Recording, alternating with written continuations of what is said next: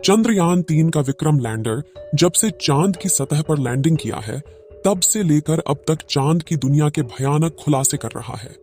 Landing के बाद चंद्रयान 3 ने भेजी चांद की पहली वीडियो और तस्वीर। दिखा चांद के दक्षिणी ध्रुव का ऐसा खौफनाक मंजर। अगले 14 दिनों तक चांद पर घूमते हुए चंद्रयान करने वाला है बड़ा कमाल। इसरो का यह मेगा प्लान देखकर दुनिया भर की स्पेस एजेंसीज हैरान हो गई है।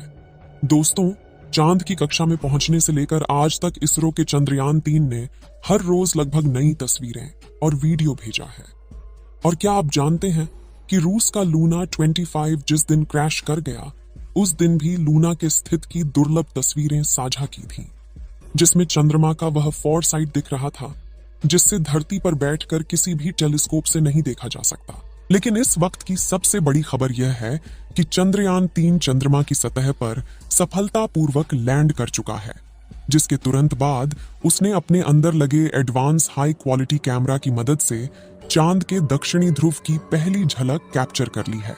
और अगले 14 दिनों तक वह बड़े कमाल करने वाला है, जिसका खुलासा आज हम इस वीडियो में करेंगे। साथ ही आपको दिखाएंगे इस मिशन से जुड़ा वह पहलू जिसे देखकर इसरो के लिए आपकी इज्जत 10 गुना बढ़ जाएगी। तो देखिए इस वीडियो को अंत तक। दोस्तों, 14 जुलाई को पृथ्वी से चांद के लिए रवाना हुआ चंद्रयान 3 ने इतिहास रच दिया है, जब उसने 23 अगस्त की शाम चांद के साउथ पोल पर लैंडिंग किया, जहां आज तक दुनिया का कोई देश नहीं पहुंच पाया। चंद्रमा आज भी अपने अंदर अनेक ऐसे रहस्य समेटे हुए हैं, इसलिए दुनिया भर के वैज्ञानिक इसमें काफी रुचि दिखाते हैं। इसी बीच इसरो की तरफ से बहुत ही बड़ी गुड न्यूज आ रही है कि चांद पर लैंडिंग के बाद चंद्रयान 3 के विक्रम लैंडर की कंडीशन बिल्कुल ठीक है और इसलिए चंद्रमा पर रिसर्च करने के लिए अपने प्रज्ञान रोवर को चांद की सतह पर खुला छोड़ दिया है। और ये रोबोट अगले 14 दिनों तक चांद के बहुत बड़े खुलासे करने वाला है।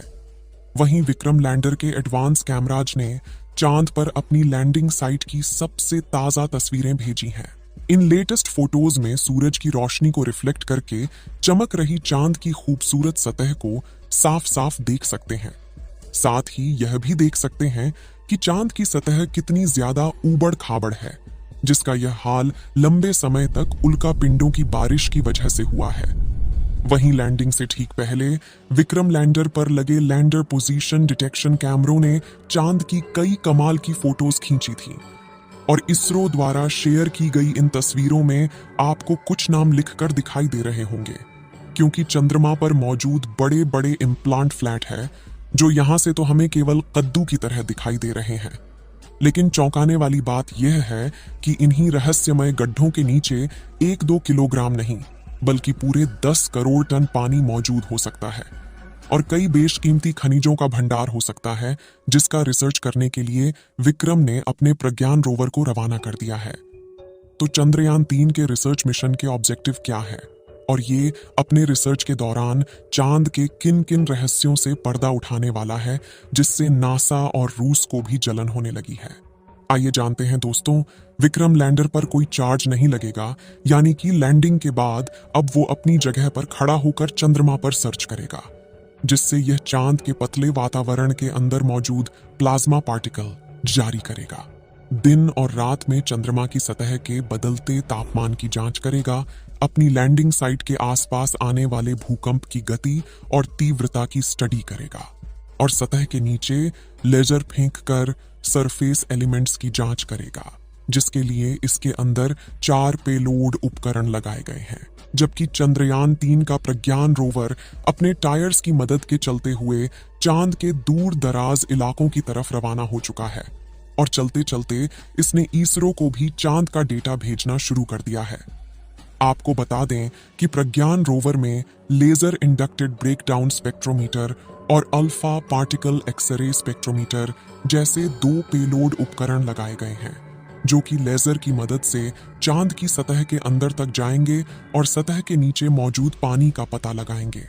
साथ ही यह चांद की मिट्टी और चट्टानों में मौजूद मैग्नीशियम, एल्युमिनियम, क्रोमियम और सिलिकॉन जैसी कीमती खनिजों को भी खोज निकालेंगे और इस रहस्यों से पर्दा उठाएंगे कि आखिर जान के अंदर क्या छुपा हुआ है।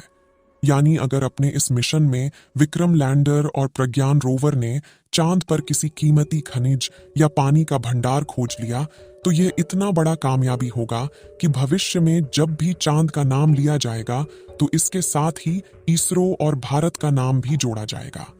आपको बता दें कि रिसर्च मिशन चांद के वे लूनर दिन होते हैं जो कि पृथ्वी के 14 दिनों के बराबर हैं, जिसके बाद चंद्रयान 3 का विक्रम लैंडर और प्रज्ञान रोवर अपने आप निष्क्रिय हो जाएंगे और सदियों तक चांद की सतह पर खड़े होकर भारत के नाम का ठप्पा लगा देंगे। ऐसा इसीलिए क्योंकि इसरो ने वापस लाने का कोई प्लान नहीं बनाया है।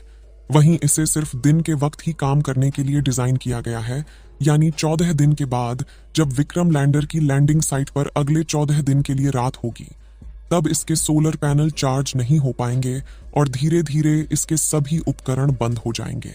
हालांकि यहाँ गौर करने वाली बात यह है कि इसरो के मिशन का सबसे महत्वपूर्ण लक्ष्य चांद की सतह पर सॉफ्ट लैंडिंग करना था। मगर ये सवाल आता है कि चांद पर लैंडिंग करना इतना मुश्किल क्यों है? क्यों 23 अगस्त का दिन इसरो के इतिहास का सबसे ऐतिहासिक दिन बन चुका है? और क्यों इसरो की इस उपलब्धि से ब्रिटेन, चीन और रूस जलकर राख हो चुके हैं? दरअसल दोस्तों, चांद के दक्षिणी ध्रुव पर उतरना आसमान से तारे तोड़ने के समान है, क्योंकि चंद्रमा के दक्षिणी ध्रुव पर सूरज की रोशनी उतनी नहीं पहुंच पाती जितनी चांद के दूसरे हिस्सों पर पहुंचती है। इसी वजह से चांद के दक्षिणी ध्रुव पर चारों तरफ घनघोर अंधेरा रहता है।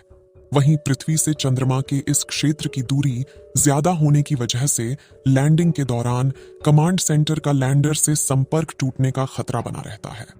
साथ ही चांद पर ऐसा कोई मजबूत वायुमंडल भी नहीं है जो लैंडिंग के दौरान घर्षण पैदा करके लैंडर की रफ्तार को कम कर सके। इसी वजह से चंद्रमा के इस हिस्से में लैंडिंग करना काफी चुनौतीपूर्ण रहता है।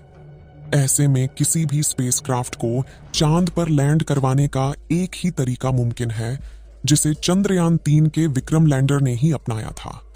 इस तरीके में लैंडर को चांद की सबसे छोटी ऑर्बिट में अपनी न्यूनतम ऊंचाई वाले बिंदु तक ले जाया जाता है, जो कि 20 से 30 किलोमीटर के बीच होता है, जिसके बाद लैंडर अपनी कक्षा छोड़कर चांद की सतह पर उतरने के लिए रवाना होता है और नीचे पहुंचने के दौरान अपने थ्रस्टर्स का इस्तेमाल करना शुरू कर देता है, जो विपरीत दिशा में फोर्स लगाकर इंजन ब्रेकिंग का सहारा लेते हुए स्पेसक्राफ्ट की रफ्तार कम करते हैं। रफ्तार को कम करने के बाद लैंडर के सामने जो अगली चुनौती आती है वह होती है चांद की धूल। इसी बात से आप यह अंदाजा लगा सकते हैं कि आखिर चंद्रमा पर लैंडिंग करना कितना मुश्किल है और इसरो के चंद्रयान 3 ने कितना बड़ा कमाल कर दिखाया है। और इस मिशन से इसरो ने वो कर दिखाया जो नासा और रूस जैसे बड़े देश भी नहीं कर पाए हैं। जबकि रूस तो चंद्रयान 3 से आगे निकलने की हड़बड़ी में एक हफ्ते पहले ही अपने लूना 25 मिशन में बुरी तरह से फेल हो चुका है। यानी भारत ने अमेरिका और रूस जैसे बड़े देशों को भी पछाड़ दिया है और पाकिस्तान तो अगले 100 सालों में भी स्पेस रिसर्च की फील्ड में भारत के आसपास तक नहीं पहुंच पाएगा। दोस्तों, आपको क्या लगता है, चंद्रयान 3 चांद पर पानी की तलाश कर पाएगा या नहीं? अपनी राय कमेंट में जरूर बताएं। इस वीडियो को एक लाइक जरूर करें और अपने मित्रों तक इस वीडियो को शेयर करें ताकि उन्हें भी जानकारी मिल सके। और भी नॉलेजेबल वीडियो के लिए अपने भरोसेमंद चैनल को सब्सक्राइब जरूर करें और बेल आइकन को ऑल पर सिलेक्ट करना बिल्कुल ना भूलें। मिलते हैं किसी और नॉलेजेबल वीडियो के साथ। वीडियो को अंत तक देखने के लिए धन्यवाद।